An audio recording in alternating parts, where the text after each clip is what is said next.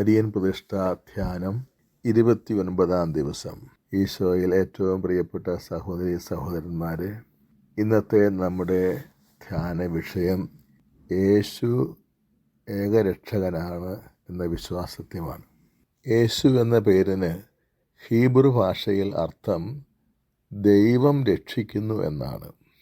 വിശുദ്ധ യൗസേപ്പ് പിതാവിന് നൽകപ്പെട്ട മംഗളവാർത്തയിൽ യേശുവാണ് മനുഷ്യരക്ഷകൻ എന്ന് മാലാഖയിലൂടെ ദൈവം തന്നെ പ്രസ്താവിക്കുന്നുണ്ട്. മത്തായിയുടെ സുവിശേഷം 1-ാം അധ്യായം 20-21 വാക്യങ്ങൾ. ദാവീദിൻ്റെ പുത്രനായ ജോസഫ്, നിന്റെ ഭാര്യയായ മറിയത്തെ സ്വീകരിക്കാൻ ശങ്കിക്കേണ്ട. അവൾ ഗർഭം ധരിച്ചിരിക്കുന്നത് പരിശുദ്ധാത്മാവിൽ നിന്നാണ്. അവൾ ഒരു പുത്രനെ പ്രസവിക്കും. നീ അവനെ യേശു എന്ന് പേര് വിളിക്കണം. എന്തെന്നാൽ അവൻ തൻ്റെ ജനത്തെ അവരുടെ പാപങ്ങളിൽ നിന്ന് രക്ഷിക്കും. ഗബ്രിയേൽ ദൂതൻ വഴി ദൈവം നൽകിയ സന്ദേശം അതിൻ്റെ പൂർണ്ണ അർത്ഥത്തിൽ ഉൾക്കൊണ്ട പത്രോസ് അപ്പസ്തോലൻ പിന്നീട് ഇപ്രകാരം പഠിപ്പിക്കുന്നുണ്ട്. ജന്മന മുടന്തനായ ഭിക്ഷക്കാരന് യേശുവിൻ്റെ നാമത്തിൽ പത്രോസ് എഴുന്നേൽപ്പിച്ച് നടത്തിയ ശേഷം അതേ സംബന്ധിച്ച് വിചാരണ ചെയ്യപ്പെട്ടപ്പോൾ പത്രോസ് പറയുകയാണ്, പണിക്കാരായ നിങ്ങൾ തള്ളിക്കളഞ്ഞ മൂലക്കല്ലായി തീർന്ന കല്ലാണ് യേശു. മറ്റാരിലും രക്ഷയില്ല. കാരണം നാം രക്ഷിക്കപ്പെടേണ്ടതിന് ആകാശത്തിന് കീഴിൽ മനുഷ്യരുടെ ഇടയിൽ നൽകപ്പെട്ട വേറൊരു നാമവുമില്ല. അപ്പോസ്തലപ്രവൃത്തി 4-ാം അധ്യായം 11-12 വാക്യങ്ങൾ.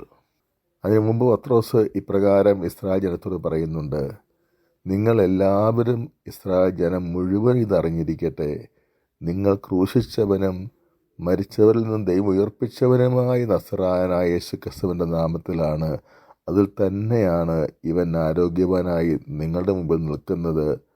തുടർന്ന് പത്രോസ് തീർത്ത് പറയുകയാണ്, മറ്റാരിലും രക്ഷയില്ല.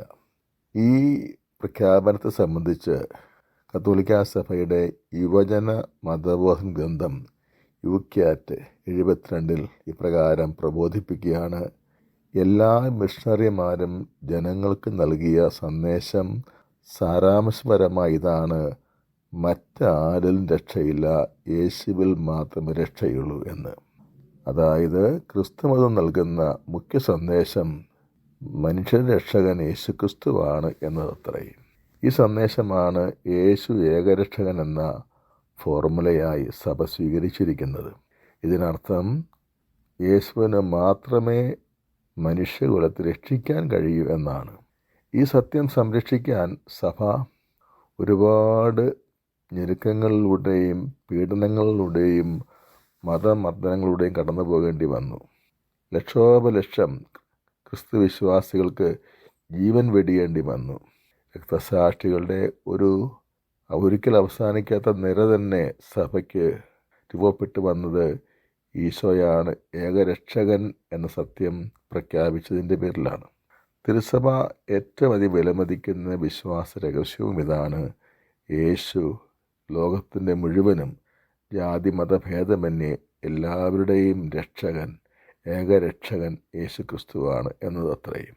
ഇത് മറ്റ് മതങ്ങളോടുള്ള ഒരു താരതമ്യത്തെക്കാളുപരി പരമമായ ഒരു സത്യത്തിൻ്റെ ഏറ്റുപറച്ചിലാണ്. കാരണം ഒരു ദൈവമേ ഉള്ളൂ എന്നത് അനിഷേധ്യമായ യാഥാർത്ഥ്യമായി ആയിരിക്കുന്നത് പോലെ ആ സത്യത്തിൻ്റെ അനിവാര്യ ഫലമാണ് ഒരു രക്ഷകനേ ഉള്ളൂ എന്നത്. കാരണം രക്ഷ എന്നതിൻ്റെ പ്രഥമ അർത്ഥം പാപത്തിൽ നിന്നുള്ള വിടുതൽ, മോചനമാണ് എന്ന് ഗബ്രിയേൽ ദൂതൻ വഴി ദൈവം തന്നെ വ്യക്തമാക്കുന്നുണ്ട്. മത്തായിയുടെ സുവിശേഷം 1:21 അവൾ ഒരു പുത്രനെ പ്രസവിക്കും, നീ അവനെ യേശു എന്ന് പേര് വിളിക്കണം. എന്തെന്നാൽ അവൻ തൻ്റെ ജനത്തെ അവരുടെ പാപങ്ങളിൽ രക്ഷിക്കും. പാപങ്ങൾ രക്ഷിക്കുന്നവൻ യേശുവാണെന്ന് സ്വർഗം തന്നെ സാക്ഷ്യപ്പെടുത്തുന്നു. എന്താണ് പാപം? കത്തോലിക്കാ സഭയുടെ മതബോധന ഗ്രന്ഥം 1850 പഠിപ്പിക്കുന്നത് പാപം ദൈവത്തോടുള്ള ദ്രോഹമാണ് എന്നാണ്.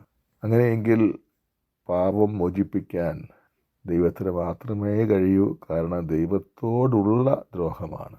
യേശു മാത്രമാണ് ലോകത്തിലേക്ക് വന്ന ദൈവമെന്ന് വിശുദ്ധ ഗ്രന്ഥവും സഭയുടെ വിശുദ്ധ പാരമ്പര്യവും ഒന്നുപോലെ സാക്ഷ്യപ്പെടുത്തുന്നുണ്ട്. മറ്റ് മതസ്ഥാപകരും ആചാര്യന്മാരും തീർച്ചയായിട്ടും മനുഷ്യർക്ക് നല്ല മാർഗം കാണിച്ചു കൊടുത്തിട്ടുണ്ട്, സത്യത്തിൻ്റെ വഴി പഠിപ്പിച്ചു തന്നിട്ടുണ്ട്. പക്ഷേ അവരെല്ലാം മനുഷ്യർ മാത്രമായിരുന്നു. യേശു മാത്രമാണ് സത്യദൈവം. അതിനാൽ മനുഷ്യരെ രക്ഷിക്കുവാൻ യേശു ക്രിസ്തുവിന് മാത്രമേ കഴിയൂ എന്നുള്ളത് വെറും മാനുഷിക യുക്തി തന്നെയാണ്. ഇത് യുക്തി പഠിപ്പിക്കുന്നതിനേക്കാളുപരി വിശ്വാസം നമ്മളെ പഠിപ്പിക്കുന്നു. യേശുവാണ് മനുഷ്യരുടെ രക്ഷകൻ.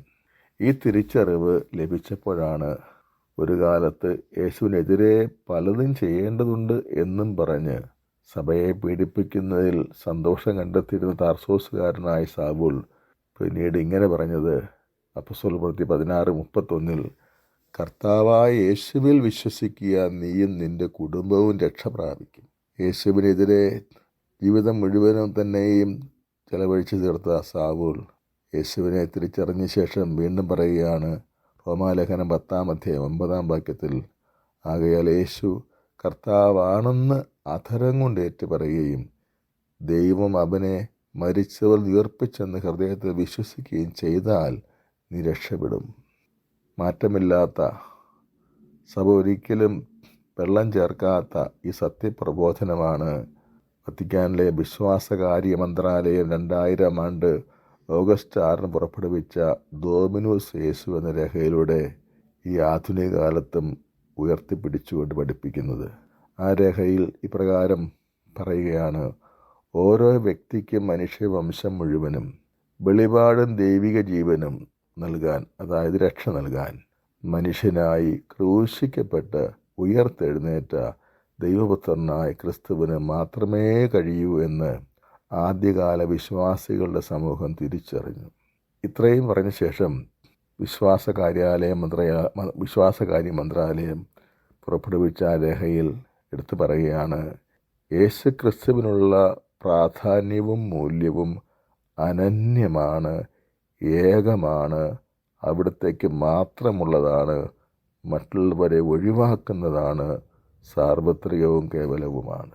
അപ്പോൾ പത്രോസിൻ്റെ അധരത്തിലൂടെ സഭ ആദ്യം പ്രഖ്യാപിച്ച ആ സത്യം, യേശുവാണ് ഏകരക്ഷകൻ എന്ന വിശ്വാസത്യം 20 നൂറ്റാണ്ടുകളായി സഭ അവിരാമം ആവർത്തിച്ച് പഠിപ്പിച്ചുകൊണ്ടിരിക്കുന്നു. ഈ ആധുനിക കാലത്തും ആ വിശ്വാസത്തെ ചിലയിടങ്ങളിൽ ചോദ്യം ചെയ്തപ്പോഴും ഡോമിനോസ് യേശു എന്ന രേഖ വഴി 2000 ഓഗസ്റ്റ് 6 സഭ വീണ്ടും ആവർത്തിച്ച് പഠിപ്പിക്കുകയാണ് യേശു ക്രിസ്തുവാണ് ഏകരക്ഷകൻ. ഈ ആമുഖ ചിന്തകളോടെ നമുക്ക് ഇന്നത്തെ വിചിന്തനത്തിലേക്ക് പ്രവേശിക്കാം. ആമുഖം: ക്രൈസ്തവ വിശ്വാസത്തിൻ്റെ മർമ്മമാണ് യേശു ഏകരക്ഷകനാണ് എന്നത്. അജ്ഞത മൂലം ചില ക്രൈസ്തവർ പോലും സംശയിക്കുന്ന ഈ വിശ്വാസത്തെക്കുറിച്ച് മരിയൻ പ്രതിഷ്ഠ നടത്താൻ ഒരുങ്ങുന്ന നമുക്ക് വ്യക്തമായ ബോധ്യം ആവശ്യമുണ്ട്.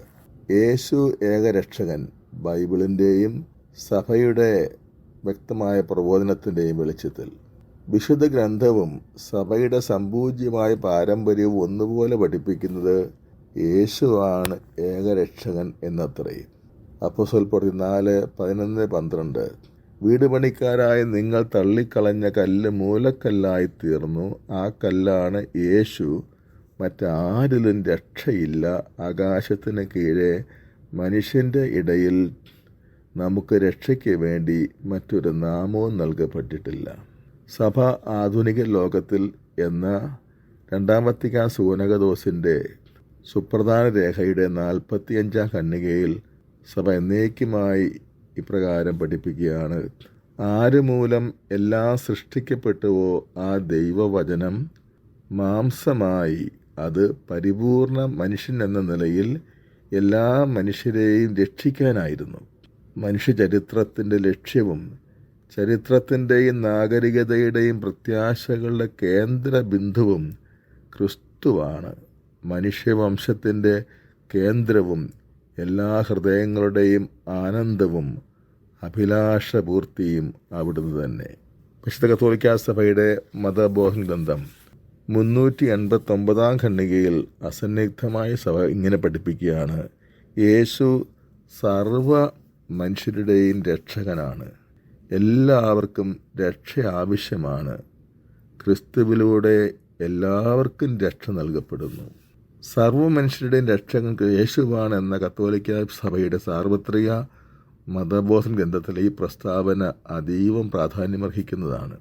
ഈ സത്യം അറിയാത്തവരും അംഗീകരിക്കാത്തവരും പോലും രക്ഷ പ്രാപിക്കുന്ന യേശുവിലൂടെയാണ് എന്നാണ് ഇതിലൂടെ സഭ സംശയലേശമന്യേ പഠിപ്പിക്കുക. മറ്റ് ഗുരുക്കന്മാരും ആചാര്യന്മാരും രക്ഷയിലേക്കുള്ള വഴികൾ പഠിപ്പിക്കുമ്പോൾ യേശു രക്ഷയാണ്. യേശു രക്ഷ പ്രദാനം ചെയ്തു. യേശുവിന് 5 നൂറ്റാണ്ടുകൾ മുമ്പ് ജീവിച്ച ശ്രീബുദ്ധൻ ഇപ്രകാരം പറഞ്ഞു: കരുണയുടെ രാജാവ് വരാനിരിക്കുന്നു. അവിടുന്ന് ആയിരിക്കും രാജാക്കന്മാരുടെ രാജാവ്, പ്രഭുക്കന്മാരുടെ പ്രഭു. അവിടുന്ന് എല്ലാ മനുഷ്യ ഹൃദയങ്ങളെയും അറിയുന്നു. അവിടുന്ന് മാലാഖമാരുടെയും മനുഷ്യരുടെയും രാജാവായിരിക്കും. അവിടുത്തേക്കാൾ ശ്രേഷ്ഠനായി മറ്റാരുമില്ല. മരിയൻ പ്രതിഷ്ഠയ്ക്കുള്ള അനിവാര്യ വ്യവസ്ഥ യേശു ഏകരക്ഷകൻ എന്ന വിശ്വാസം. ഈശോയിലല്ലാതെ മറ്റാരിലെങ്കിലും മറ്റ് എന്തിലെങ്കിലും രക്ഷ ഉണ്ടെന്ന് നാം വിശ്വസിക്കുന്നുണ്ടെങ്കിൽ യേശുവിന് നമ്മുടെ ജീവിതം സമ്പൂർണ്ണ അർപ്പിക്കുന്നതിൽ അർത്ഥമില്ല.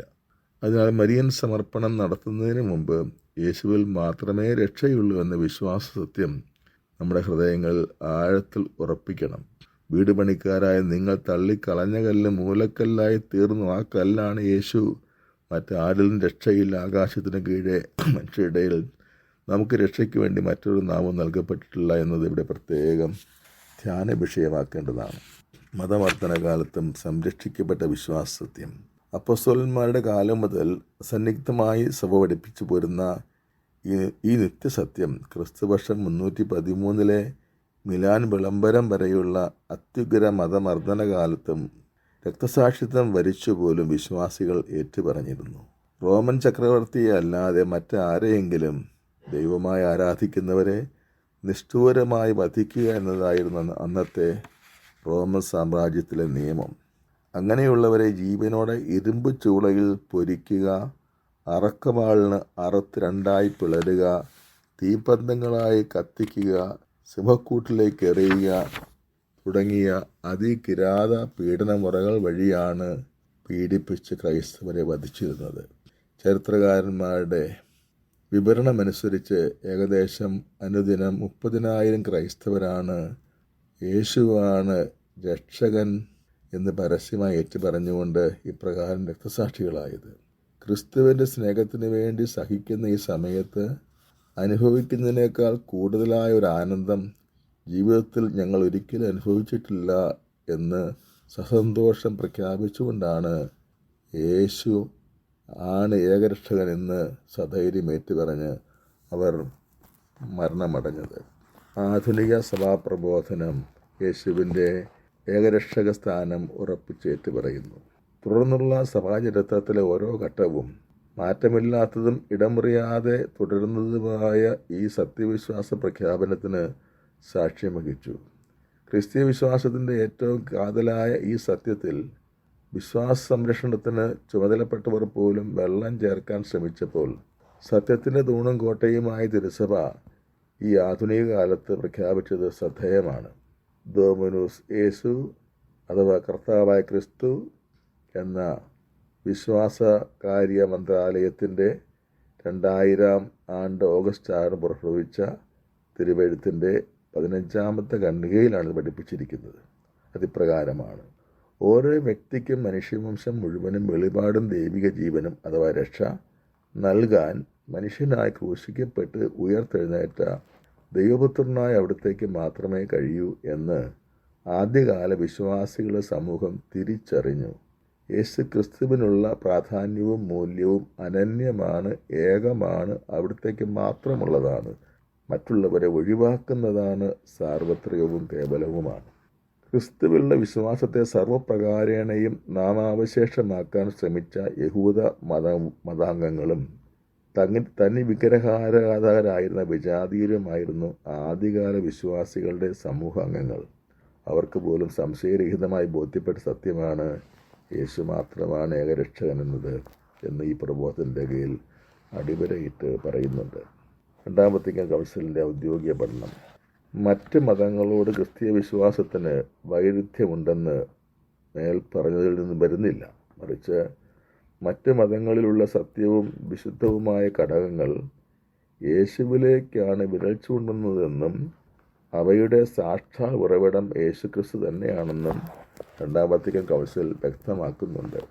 അക്രൈസ്തവ മതങ്ങൾ എന്ന രണ്ടാം വത്തിക്കാൻ കൗൺസിലിൻ്റെ രേഖയുടെ രണ്ടാമത്തെ ഖണ്ഡികയിൽ നിന്ന് പഠിപ്പിക്കുന്നത് അതിപ്രകാരമാണ്: മറ്റു മതങ്ങളിൽ കാണുന്ന സത്യവും വിശുദ്ധവുമായ ഒന്നും കത്തോലിക്ക സഭ തിരസ്കരിക്കുന്നില്ല. കാരണം സർവ്വ മനുഷ്യരെയും പ്രകാശിപ്പിക്കുന്ന ആ നിത്യസത്യത്തിൻ്റെ രശ്മി അവയിൽ പ്രതിബിംബിക്കുന്നുണ്ട്.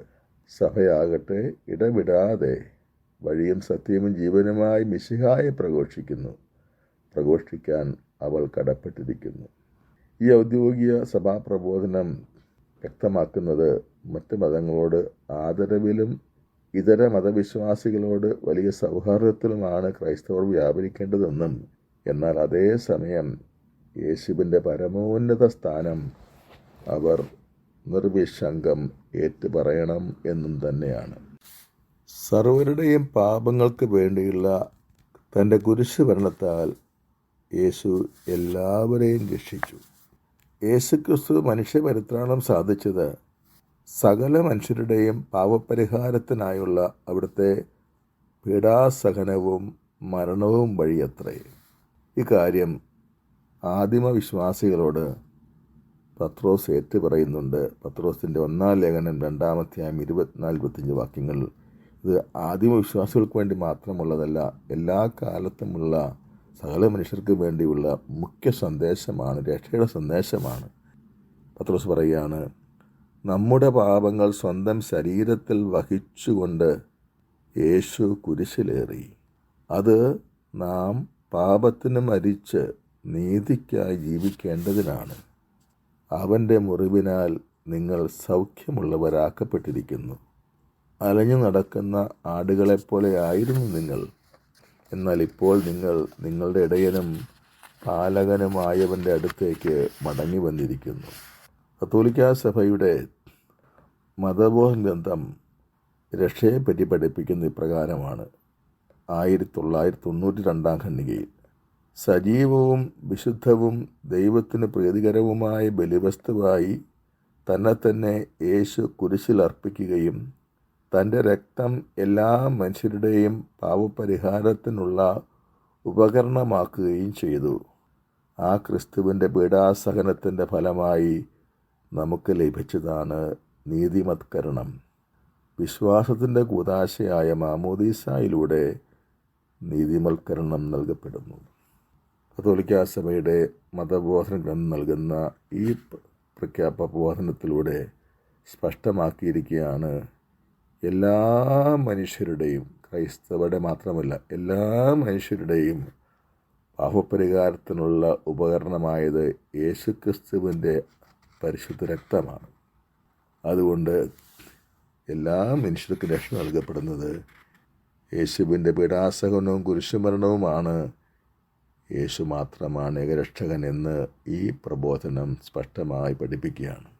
മരിയൻ പ്രതിഷ്ഠ ലഭിച്ച രക്ഷയോടുള്ള പ്രത്യുത്തരം: എനിക്ക് രക്ഷ നേടിത്തരുവാനായി വളരെ വലിയ വിലയാണ് യേശു കൊടുത്തത്.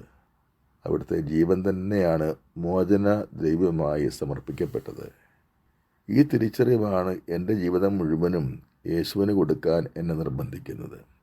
ഇപ്രകാരം ഞാൻ എന്നെ തന്നെ യേശുവിന് സമർപ്പിക്കുന്ന വഴിയായി അവിടുത്തെ മരണത്താൽ അവിടുന്ന് എനിക്ക് വേണ്ടി നേടിയ രക്ഷ ഞാൻ പൂർണ്ണമായി സ്വന്തമാക്കുകയാണ് ചെയ്യുന്നത്. ലൂയിസ് ഡി മോൺഫോർട്ടിൻ്റെ ഉപദേശം. യഥാർത്ഥ മരിയഭക്തി 85-ാം ഖണ്ഡിക.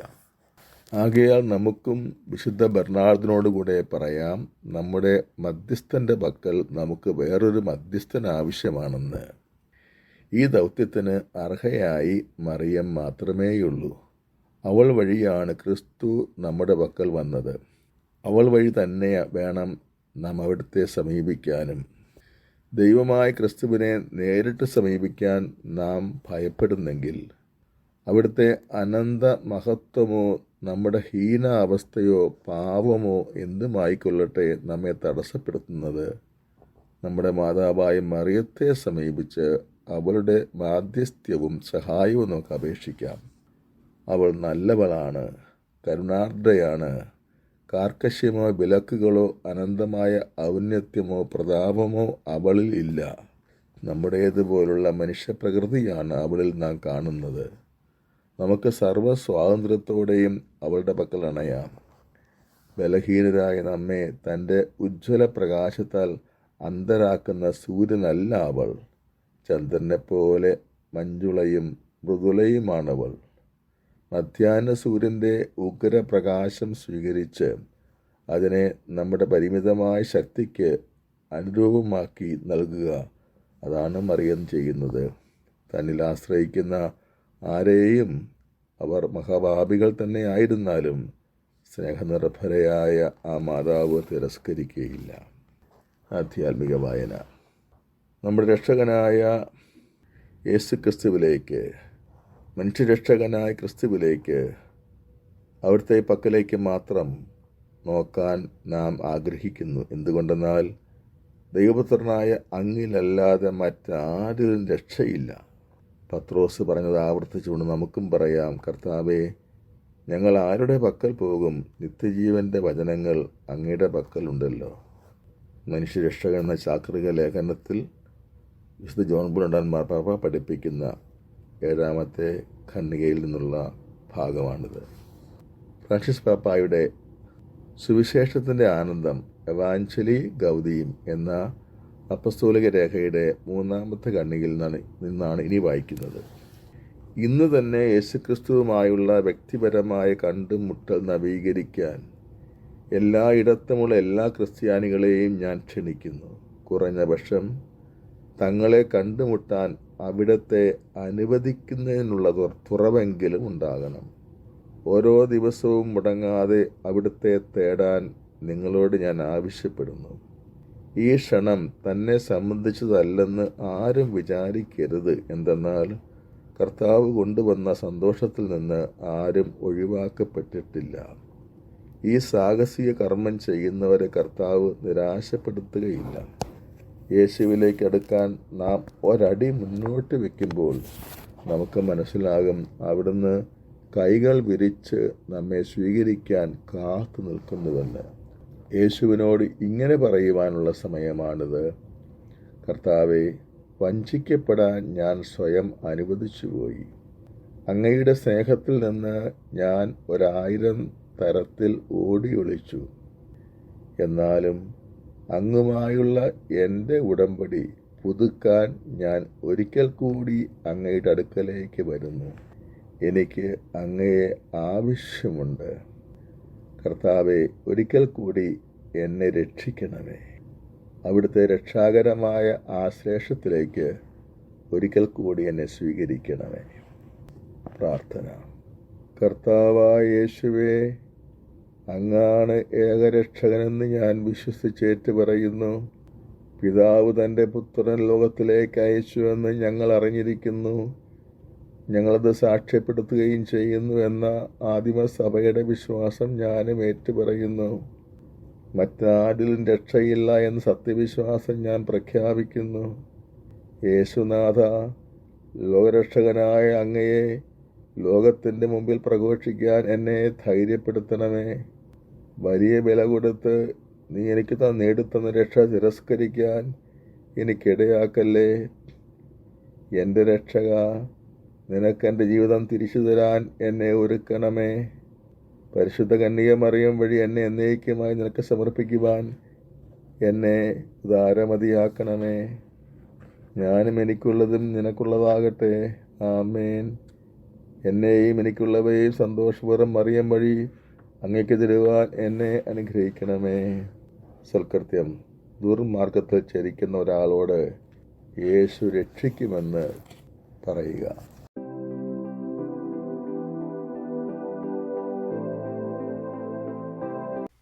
പ്രാർത്ഥനകൾ. പരിശുദ്ധാത്മാവിനോടുള്ള ലുത്തീനിയ. പരിശുദ്ധാത്മാവായ ദൈവമേ, ഞങ്ങളുടെ മേൽ കൃപ ചൊരിയണമേ. പിതാവിൽ നിന്നും പുത്രനിൽ നിന്നും പുറപ്പെടുന്ന പരിശുദ്ധാത്മാവേ, ഞങ്ങളുടെ മേൽ കൃപ ചൊരിയണമേ. പിതാവിന്റെയും പുത്രന്റെയും ജീവനായ പരിശുദ്ധാത്മാവേ, ഞങ്ങളുടെ മേൽ കൃപ ചൊരിയണമേ. പിതാവിനും പുത്രനും സമനായ പരിശുദ്ധാത്മാവേ, ഞങ്ങളുടെ മേൽ കൃപ ചൊരിയണമേ. പിതാവിന്റെയും പുത്രന്റെയും സ്നേഹമായ പരിശുദ്ധാത്മാവേ, ഞങ്ങളുടെ മേൽ കൃപ ചൊരിയണമേ. സർവശക്തനായ പരിശുദ്ധാത്മാവേ, ഞങ്ങളുടെ മേൽ കൃപ ചൊരിയണമേ. ജീവദാതാവായ പരിശുദ്ധാത്മാവേ, ഞങ്ങളുടെ മേൽ കൃപ ചൊരിയണമേ. സ്നേഹദാതാവായ പരിശുദ്ധാത്മാവേ, ഞങ്ങളുടെ മേൽ കൃപ ചൊരിയണമേ. ശക്തിദാതാവായ പരിശുദ്ധാത്മാവേ, ഞങ്ങളുടെ മേൽ കൃപ ചൊരിയണമേ. ഞങ്ങളിൽ വസിക്കുന്ന പരിശുദ്ധാത്മാവേ, ഞങ്ങളുടെ മേൽ കൃപ ചൊരിയണമേ. സഹായകനായ പരിശുദ്ധാത്മാവേ, ഞങ്ങളുടെ മേൽ കൃപ ചൊരിയണമേ. സർവ നന്മ സ്വരൂപിയായിരിക്കുന്ന പരിശുദ്ധാത്മാവേ, ഞങ്ങളുടെ മേൽ കൃപ ചൊരിയണമേ. കരുണയാകുന്ന പരിശുദ്ധാത്മാവേ, ഞങ്ങളുടെ മേൽ കൃപ ചൊരിയണമേ. നീതിയുടെ ഉറവിടമാകുന്ന പരിശുദ്ധാത്മാവേ, ഞങ്ങളുടെ മേൽ കൃപ ചൊരിയണമേ. ഭയമകറ്റുന്ന പരിശുദ്ധാത്മാവേ, ഞങ്ങളുടെ മേൽ കൃപ ചൊരിയണമേ. പ്രത്യാശ നൽകുന്ന പരിശുദ്ധാത്മാവേ, ഞങ്ങളുടെ മേൽ കൃപ ചൊരിയണമേ. ജ്ഞാനം നൽകുന്ന പരിശുദ്ധാത്മാവേ, ഞങ്ങളുടെ മേൽ കൃപ ചൊരിയണമേ. ബുദ്ധി നൽകുന്ന പരിശുദ്ധാത്മാവേ, ഞങ്ങളുടെ മേൽ കൃപ ചൊരിയണമേ. അറിവ് നൽകുന്ന പരിശുദ്ധാത്മാവേ, ഞങ്ങളുടെ മേൽ കൃപ ചൊരിയണമേ. വിവേകം നൽകുന്ന പരിശുദ്ധാത്മാവേ, ഞങ്ങളുടെ മേൽ കൃപ ചൊരിയണമേ. ആലോചന നൽകുന്ന പരിശുദ്ധാത്മാവേ, ഞങ്ങളുടെ മേൽ കൃപ ചൊരിയണമേ. ദൈവഭക്തി നൽകുന്ന പരിശുദ്ധാത്മാവേ, ഞങ്ങളുടെ മേൽ കൃപ ചൊരിയണമേ. ദൈവഭയം നൽകുന്ന പരിശുദ്ധാത്മാവേ, ഞങ്ങളുടെ മേൽ കൃപ ചൊരിയണമേ. ആത്മശക്തി നൽകുന്ന പരിശുദ്ധാത്മാവേ, ഞങ്ങളുടെ മേൽ കൃപ ചൊരിയണമേ. സ്നേഹമാകുന്ന പരിശുദ്ധാത്മാവേ, ഞങ്ങളുടെ മേൽ കൃപ ചൊരിയണമേ. ശാന്തി നൽകുന്ന പരിശുദ്ധാത്മാവേ, ഞങ്ങളുടെ മേൽ കൃപ ചൊരിയണമേ. ആനന്ദമാകുന്ന പരിശുദ്ധാത്മാവേ, ഞങ്ങളുടെ മേൽ കൃപ ചൊരിയണമേ. ക്ഷമ നൽകുന്ന പരിശുദ്ധാത്മാവേ, ഞങ്ങളുടെ മേൽ കൃപ ചൊരിയണമേ. ദയ നൽകുന്ന പരിശുദ്ധാത്മാവേ, ഞങ്ങളുടെ മേൽ കൃപ ചൊരിയണമേ. നന്മ നൽകുന്ന പരിശുദ്ധാത്മാവേ, ഞങ്ങളുടെ മേൽ കൃപ ചൊരിയണമേ. സൗമ്യശീലം നൽകുന്ന പരിശുദ്ധാത്മാവേ, ഞങ്ങളുടെ മേൽ കൃപ ചൊരിയണമേ. ബ്രഹ്മചര്യം നൽകുന്ന പരിശുദ്ധാത്മാവേ, ഞങ്ങളുടെ മേൽ കൃപ ചൊരിയണമേ. അനുസരണം നൽകുന്ന പരിശുദ്ധാത്മാവേ, ഞങ്ങളുടെ മേൽ കൃപ ചൊരിയണമേ. വിശ്വാസം നൽകുന്ന പരിശുദ്ധാത്മാവേ, ഞങ്ങളുടെ മേൽ കൃപ ചൊരിയണമേ. സകലത്തെയും പവിത്രീകരിക്കുന്ന പരിശുദ്ധാത്മാവേ, ഞങ്ങളുടെ മേൽ കൃപ ചൊരിയണമേ. സകലത്തെയും ശക്തിമത്കരിക്കുന്ന പരിശുദ്ധാത്മാവേ, ഞങ്ങളുടെ മേൽ കൃപ ചൊരിയണമേ. പ്രലോഭനങ്ങളിൽ നിന്ന് വിമോചിപ്പിക്കുന്ന പരിശുദ്ധാത്മാവേ, ഞങ്ങളുടെ മേൽ കൃപ ചൊരിയണമേ. സാത്താന്റെ കൂടൽ തന്ത്രങ്ങളിൽ നിന്ന് ഞങ്ങളെ രക്ഷിക്കുന്ന പരിശുദ്ധാത്മാവേ, ഞങ്ങളുടെ മേൽ കൃപ ചൊരിയണമേ. പ്രതികൂല സാഹചര്യങ്ങൾ അതിജീവിക്കാൻ ശക്തി നൽകുന്ന പരിശുദ്ധാത്മാവേ, ഞങ്ങളുടെ മേൽ കൃപ ചൊരിയണമേ. വചനം ഹൃദയത്തിൽ സംഗ്രഹിപ്പിക്കുന്ന പരിശുദ്ധാത്മാവേ, ഞങ്ങളുടെ മേൽ കൃപ ചൊരിയണമേ. വിശുദ്ധ കുർബാനയിൽ നിറഞ്ഞിരിക്കുന്ന പരിശുദ്ധാത്മാവേ, ഞങ്ങളുടെ മേൽ കൃപ ചൊരിയണമേ. കൂദാശകളിലൂടെ ഞങ്ങളെ പവിത്രീകരിക്കുന്ന പരിശുദ്ധാത്മാവേ, ഞങ്ങളുടെ മേൽ കൃപ ചൊരിയണമേ. ജീവജലത്തിന്റെ അരുവിയായ പരിശുദ്ധാത്മാവേ, ഞങ്ങളുടെ മേൽ കൃപ ചൊരിയണമേ. നിത്യജീവനിലേക്ക് എന്നെ നയിക്കുന്ന പരിശുദ്ധാത്മാവേ, ഞങ്ങളുടെ മേൽ കൃപ ചൊരിയണമേ. എന്റെ ഹൃദയത്തിലേക്ക് ചൊരിയപ്പെട്ടിരിക്കുന്ന സ്നേഹമേ, ഞങ്ങളുടെ മേൽ കൃപ ചൊരിയണമേ. സ്വർഗീയ താരകമേ, സ്വർഗീയ താരകമേ, ദീപ്തമായ സമുദ്ര താരമേ സ്വസ്തി. ദൈവമാതാവേ സ്വസ്തി. കന്മഷമില്ലാത്ത കന്യക, സ്വർഗീയ വിശ്രമത്തിന്റെ വാതിൽ, ഗബ്രിയേലിൽ നിന്ന് വന്ന മധുരമായ അത്ഭുതം ഉൾക്കൊണ്ട് ഞങ്ങളിൽ സമാധാനം നിറയ്ക്കുക. ഹവ്വയുടെ നാമം നീ മാറ്റി ബന്ധിതരുടെ ചങ്ങലകൾ തകർക്കുക. അന്ധർക്ക് കാഴ്ച പകരുക, ഞങ്ങളുടെ രോഗങ്ങൾ മാറ്റുക, സകല അനുഗ്രഹങ്ങളും ചൊരിയുക. ഒരമ്മയായി കൂടെയുണ്ടാവണമേ. ദൈവവചനം ഞങ്ങൾക്ക് വേണ്ടി അങ്ങയുടെ മകനായി പിറന്നു. അങ്ങയുടെ മധ്യസ്ഥതയിലൂടെ ഞങ്ങളുടെ പ്രാർത്ഥന സമർപ്പിക്കുക. മഹത്വപൂരിതയായ കന്യകേ, ദയയുള്ളവരിൽ ദയാവാരിധേ, കന്മഷരഹിതേ, ഞങ്ങളെ സംരക്ഷിക്കുക. ശുദ്ധരും കളങ്കരഹിതരുമായി ഞങ്ങളുടെ ജീവിതങ്ങളെ കറയില്ലാതെ കാക്കുക. പാതകളെ സുരക്ഷിതമാക്കുക. ക്രിസ്തുവിൽ ഞങ്ങൾ പൂർണ്ണ സന്തോഷം കണ്ടെത്തുന്നതുവരെ. ഉന്നതങ്ങളിൽ വസിക്കുന്ന പിതാവും പുത്രനും പരിശുദ്ധാത്മാവുമായ സർവശക്തനായവന് സകല മഹത്വവും. ആമേൻ. വിശുദ്ധ ലൂയിസ് ഡി മോൺഫോർട്ടിന്റെ യേശുവിനോടുള്ള പ്രാർത്ഥന. ഏറ്റവും സ്നേഹമുള്ള യേശുവേ, എൻ്റെ ഹൃദയത്തിൽ കവിഞ്ഞൊഴുകുന്ന കൃതജ്ഞത പ്രകാശിപ്പിക്കാൻ കാരുണ്യപൂർവ്വം അങ്ങനെ അനുവദിക്കണമേ. എന്തെന്നാൽ പരിശുദ്ധമായ അടിമത്തമെന്ന ഭക്താഭ്യാസം വഴി അങ്ങ് അവിടുത്തെ അമ്മയെ എനിക്ക് നൽകി. മാതാവിലൂടെ അങ്ങ് എന്നിലേക്ക് വർഷിച്ച കൃപാവരങ്ങൾ എത്ര അനവധിയാണ് നാഥ. അങ്ങയുടെ തിരുമുമ്പിൽ അമ്മയെത്രേ എനിക്ക് ഉറപ്പുള്ള മധ്യസ്ഥ. എൻ്റെ ഏറ്റവും ദാരുണമായ കഷ്ടതകളിൽ പരിശുദ്ധ കന്യകയാണ് എനിക്ക് ഏറ്റവും വലിയ ആശ്രയം. കഷ്ടം, ഓ എൻ്റെ ദൈവമേ, ഈ വത്സല മാതാവില്ലായിരുന്നുവെങ്കിൽ ഞാൻ വലിയ ദുർഭകനാകുമായിരുന്നു. തീർച്ചയായും ഞാൻ നശിച്ചു പോവുകയും ചെയ്തേനെ. അതെ, അവിടുത്തെ നീതിപൂർവമായ കോപം ശാന്തമാക്കാൻ മറിയം അങ്ങയുടെ സമീപത്തും മറ്റെല്ലായിടങ്ങളിലും എനിക്ക് വേണ്ടി ഉണ്ടാകണം. എന്തെന്നാൽ ഞാൻ അവിടുത്തെ ദ്രോഹിക്കുന്നു. അങ്ങയുടെ നീതിപ്രകാരം ഞാൻ അർഹിക്കുന്ന നിത്യനാശത്തിൽ നിന്ന് പരിശുദ്ധ അമ്മ എന്നെ രക്ഷിക്കട്ടെ. മറിയം അവിടുത്തെ ധ്യാനിക്കട്ടെ, അങ്ങയോട് സംസാരിക്കട്ടെ, അങ്ങയോട് പ്രാർത്ഥിക്കട്ടെ, അങ്ങയെ സമീപിക്കട്ടെ, അങ്ങയെ പ്രസാദിപ്പിക്കട്ടെ. മറിയം എൻ്റെ ആത്മാവിനെയും മറ്റുള്ളവരുടെ ആത്മാക്കളെയും രക്ഷിക്കാൻ സഹായിക്കട്ടെ. ചുരുക്കത്തിൽ ഞാൻ എപ്പോഴും അങ്ങയുടെ ദിവ്യഹിതം നിർവഹിക്കാനും അവിടുത്തെ ഉപരിമഹത്വം സാധിക്കാനും മറിയം എനിക്ക് അത്യാവശ്യമെത്രേ. അവിടുന്ന് എന്നോട് കാണിച്ച വലിയ കരുണകൾ ലോകം മുഴുവനും പോയി പ്രഘോഷിക്കാൻ എനിക്ക് കഴിയുമോ? മറിയമില്ലായിരുന്നെങ്കിൽ ഞാൻ നിത്യനാശത്തിൽ ആകുമായിരുന്നുവെന്ന് ഓരോ മനുഷ്യനും അറിഞ്ഞിരുന്നെങ്കിൽ ഇത്രയും വലിയ അനുഗ്രഹത്തിന് അർഹമായ നന്ദി പ്രകാശിപ്പിക്കാൻ എനിക്ക് സാധിക്കുമോ? മറിയം എന്നിലുണ്ട്. ഓ അക്ഷയമായ നിധിയെ, ഓ എത്ര വലിയ ആശ്വാസം! ഞാൻ പൂർണ്ണമായും അവളുടേതല്ലാതായി പോകുമോ? ഓ എത്ര വലിയ നന്ദിഹീനത! എൻ്റെ പ്രിയ രക്ഷക, ഈ അത്യാപത്തിൽ പെടുന്നതിനേക്കാൾ എന്നെ മരിപ്പിച്ചാലും. എന്തുകൊണ്ടെന്നാൽ ഞാൻ പരിപൂർണമായും മറിയത്തിൻ്റേതാകുന്നില്ലെങ്കിൽ ഞാൻ മരിക്കുകയാണ് ഭേദം. വിശുദ്ധ യോഹന്നാൻ ശ്ലീഹായോടുകൂടെ കുരിശിൻ്റെ ചുവട്ടിൽ നിന്നുകൊണ്ട് 1000 പ്രാവശ്യം അവളെ എൻ്റെ അമ്മയായി സ്വീകരിക്കുകയും അത്രയും പ്രാവശ്യം തന്നെ എന്നെ അവൾക്ക് നൽകുകയും ചെയ്യുന്നു.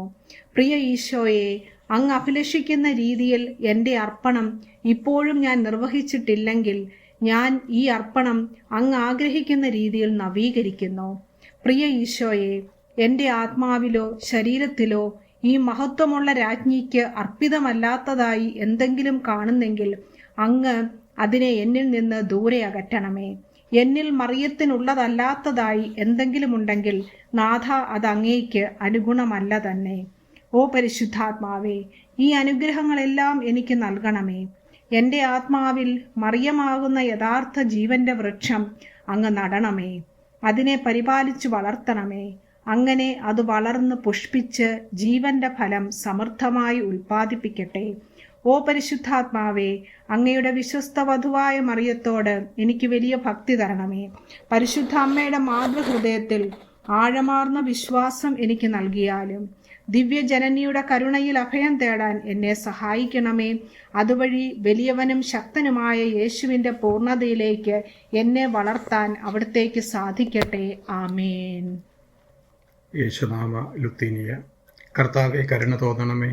കർത്താവെ കരുണ തോന്നണമേ. മിശിഹായെ കരുണ തോന്നണമേ. മിശിഹായെ കരുണ തോന്നണമേ. കർത്താവെ ഞങ്ങളുടെ മേൽ കരുണ തോന്നണമേ. കർത്താവെ ഞങ്ങളുടെ മേൽ കരുണ തോന്നണമേ. മിശിഹായെ ഞങ്ങളുടെ പ്രാർത്ഥന കേൾക്കണമേ. മിശിഹായെ ഞങ്ങളുടെ പ്രാർത്ഥന കേൾക്കണമേ. മിശിഹായെ ഞങ്ങളുടെ പ്രാർത്ഥന കൈക്കൊള്ളണമേ. മിശിഹായെ ഞങ്ങളുടെ പ്രാർത്ഥന കൈക്കൊള്ളണമേ. സ്വർഗസ്ഥനായ പിതാവേ, ഞങ്ങളുടെ മേൽ കരുണ തോന്നണമേ. ലോകരക്ഷകനായ ഈശോയെ, ഞങ്ങളുടെ മേൽ കരുണ തോന്നണമേ. പരിശുദ്ധാത്മാവായ ദൈവമേ, ഞങ്ങളുടെ മേൽ കരുണ തോന്നണമേ. ഏകദൈവമായ പരിശുദ്ധ ത്രിത്വമേ, ഞങ്ങളുടെ മേൽ കരുണ തോന്നണമേ. ജീവിക്കുന്ന ദൈവത്തിന്റെ പുത്രനായ ഈശോയെ, ഞങ്ങളുടെ മേൽ കരുണ തോന്നണമേ. പിതാവിന്റെ തേജസ്സായ ഈശോയെ, ഞങ്ങളുടെ മേൽ കരുണ തോന്നണമേ. നിത്യപ്രകാശത്തിന്റെ തെളിമയായ ഈശോയെ, ഞങ്ങളുടെ മേൽ കരുണ തോന്നണമേ. മഹത്വത്തിന്റെ രാജാവായ ഈശോയെ, ഞങ്ങളുടെ മേൽ കരുണ തോന്നണമേ. നീതി സൂര്യനായ ഈശോയെ, ഞങ്ങളുടെ മേൽ കരുണ തോന്നണമേ. കന്യകാമറിയത്തിന്റെ പ്രിയസൂതനായ ഈശോയെ, ഞങ്ങളുടെ മേൽ കരുണ തോന്നണമേ. ഏറ്റവും സ്നേഹനിധിയായ ഈശോയെ, ഞങ്ങളുടെ മേൽ കരുണ തോന്നണമേ. ഏറ്റവും ആരാധ്യനായ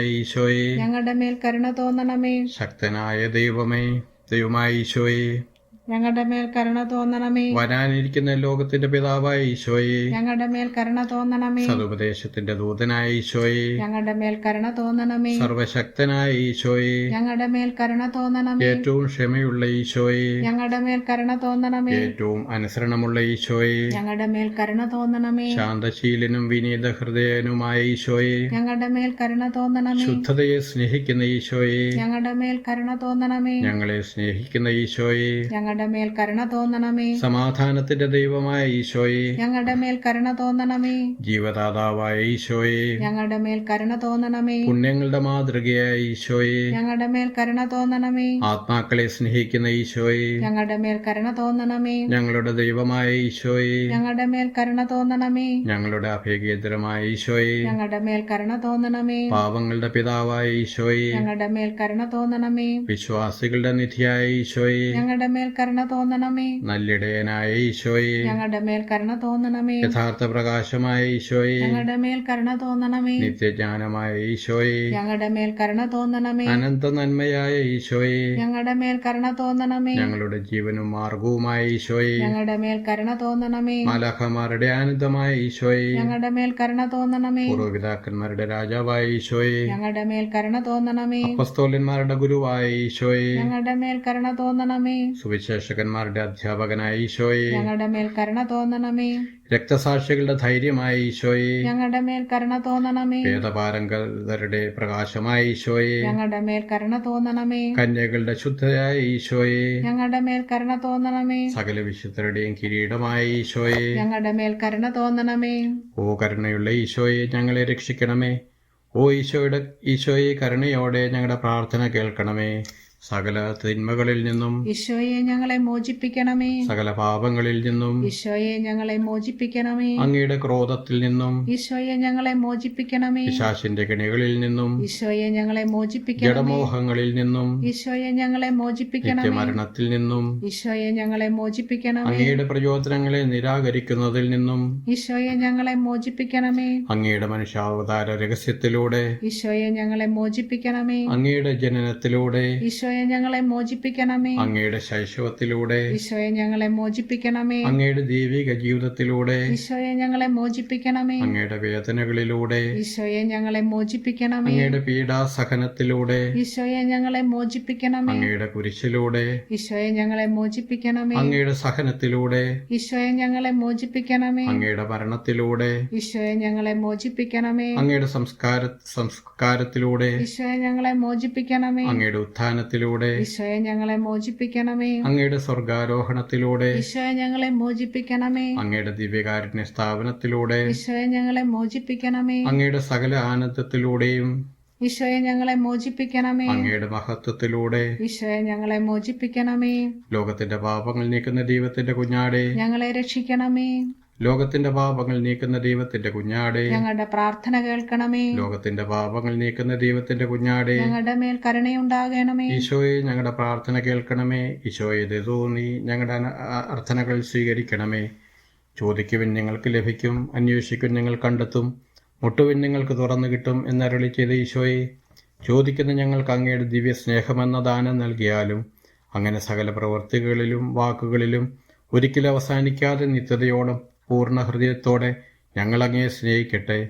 അങ്ങയുടെ പരിശുദ്ധ നാമത്തോടുള്ള നിത്യമായ സ്നേഹവും ഭയവും ഞങ്ങൾക്ക് നൽകിയാലും അങ്ങയുടെ സ്നേഹവും നിലനിൽക്കുന്നതുവരെ നയിക്കുന്നതിലും പരിപാലിക്കുന്നതിലും ഒരിക്കലും അവിടുന്ന് വീഴ്ച വരുത്തുന്നില്ല. നിത്യമായി ജീവിക്കുകയും വാഴുകയും ചെയ്യുന്ന അങ്ങയുടെ നാമത്തിൽ ആമേൻ.